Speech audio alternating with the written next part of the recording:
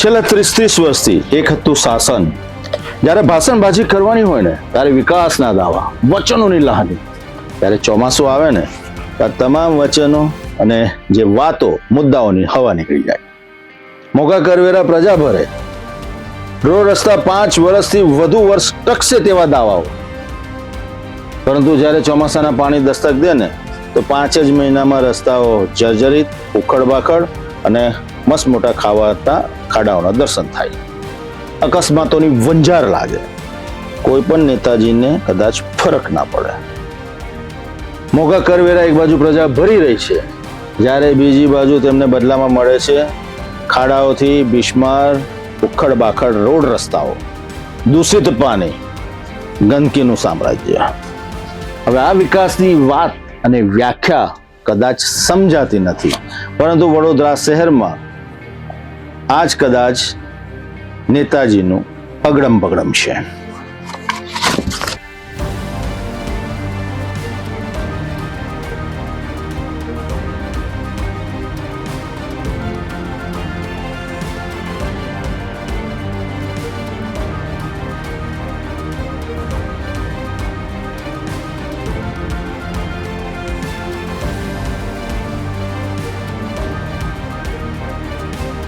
વડોદરામાં છેલ્લા 3 દાયકાથી એક જ રાજકીય પક્ષનું શાસન છે. ચૂંટણી આવે ત્યારે વિકાસના દાવાઓ અને સ્માર્ટ સિટીના સપના બતાવવામાં આવે છે, પરંતુ ચોમાસું શરૂ થતાં જ આ દાવાઓની હકીકત સામે આવતી હોવાનું સ્થાનિકોનો આક્ષેપ છે. વર્ષ 2024માં આવેલા પૂર દરમિયાન લોકોનો રોષ સામે આવ્યો હતો, છતાં તેમાંથી કોઈ બોધપાઠ લેવામાં આવ્યો હોય તેવું હાલની સ્થિતિમાં દેખાતું નથી. ગત વર્ષે રાજ્યના મુખ્યમંત્રીએ 10 વર્ષ સુધી ટકી શકે તેવા રસ્તાઓ બનાવવાની સૂચના આપી હતી. વડોદરા મ્યુનિસિપલ કમિશનરે પણ 5 થી 10 વર્ષ ટકી શકે તેવા રોડ બનાવવાની વાત કરી હતી. દર વર્ષે પ્રી મોન્સૂન કામગીરીના દાવા પણ કરવામાં આવે છે, પરંતુ વરસાદ શરૂ થતાં જ આ તમામ દાવાઓ પાણીમાં વહી જતા હોય તેવી સ્થિતિ જોવા મળી રહી છે.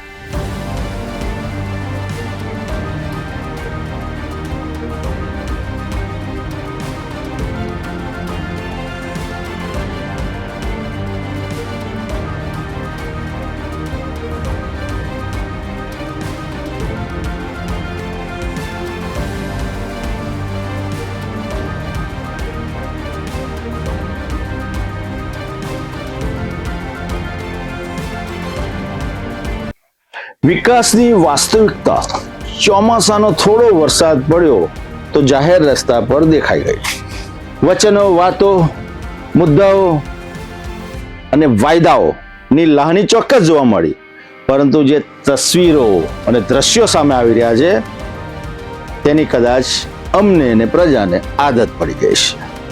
તમે જ્યારે પણ ભાષણમાં આવા મુદ્દાઓને લઈને ભાષણબાજી કરતા હોય ને તો અમે અમારું હસવાનું રોકી નથી શકતા. કારણ એટલું જ છે કે આ તમારું બધું અગડમ બગડમ છે. હજુ તો ચોમાસાની શરૂઆત થઈ છે. મેઘરાજાને વિનવણી કરવા છતાં આવ્યા નહોતા, હવે પધરામણી થઈ છે. થોડા વરસાદે તમારી પ્રી મોન્સૂનની કામગીરીની પોલ ખુલ્લી કરી દીધી છે.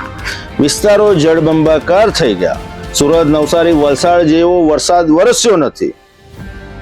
એવો વરસાદ વરસે તો એની તૈયારી છે તમારી? કેમ કે આ તો તમારું જ અગડમ બગડમ છે.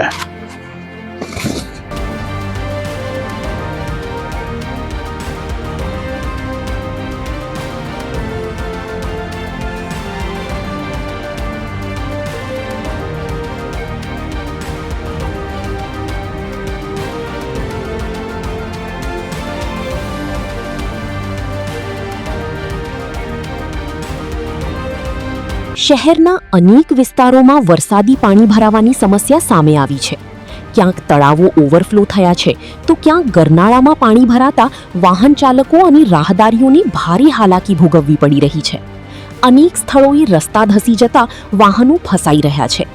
ભાયલી સહિતના વિસ્તારોમાં વરસાદી પાણી ઘરોમાં ઘૂસતા લોકોને ઘરવખરીનું નુકસાન સહન કરવું પડ્યું છે.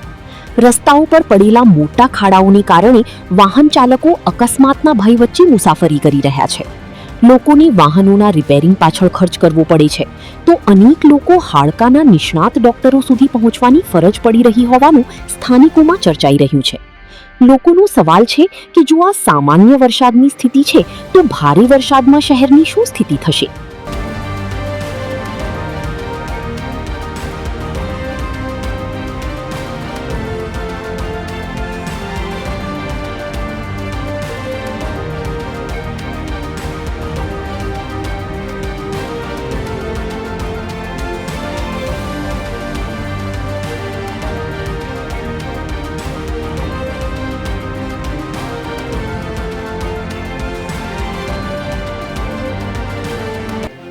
દર વર્ષે વિકાસની વાતો થતી હોય, ખૂબ મોટા મોટા ભાષણો અપાતા હોય, અને જ્યારે ચોમાસાની શરૂઆત થાય તો જે રૂપિયા ખર્ચવામાં આવે છે પ્રી મોન્સૂન કામગીરીને લઈને તે માત્ર કાગળ પર શૂન્ય અવકાશ જોવા મળતો હોય છે અને પરિસ્થિતિ જેસે થે યથાવત જોવા મળતી હોય છે, વધુ બગડતી નજરે પડતી હોય છે.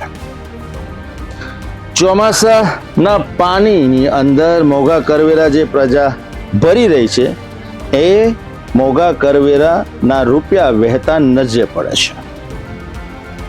અગર પ્રી મોન્સૂનની કામગીરી અને વરસાદ વધુ પડે તો તેનાથી કેવી રીતના બચી શકાય, વરસાદી પાણીનો નિકાલ યોગ્ય રીતના કેવી રીતના થાય તેની તૈયારી આખા વર્ષ દરમિયાન થતી હોય ને તો ચોક્કસ પરિણામ મળી શકે છે.